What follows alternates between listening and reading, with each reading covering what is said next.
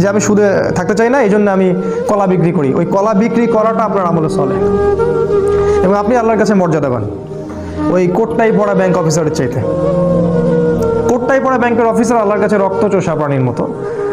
কোরআনের ভাষায় বললে হয়তো অনেকে কষ্ট পাবেন, আল্লাহ পাক বলেছেন জানোয়ারের মতো। আল্লাহ পাক বলেছেন জানোয়ারের মতো, সূরা আরাফ আয়াত নাম্বার 179। মাঝে মাঝে একটু হিট দিয়ে কথা বলতে হয় বলেই আল্লাহ এগুলো কথা বলেন।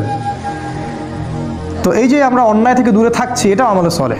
ওই যে টাকনুর নিচে কাপড় পরলে গোনা হয়, আপনি প্যান্টটা কেটে নিলেন, এটাই আমলে চলে, কারণ আপনি টাকনুর নিচে কাপড় পরতে চাচ্ছেন না, দাড়ি শেভ করতে হয় না, এই জন্য আপনি ছেড়ে দিয়েছেন।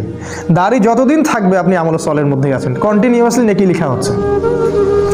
আর এইটা একমাত্র সুন্নাহ যেটা মৃত্যুর পর আপনার পরিচয় বলে দিবে আপনি মুসলিম না মুসলিম। যে একমাত্র সুন্নাহ ভিজিবল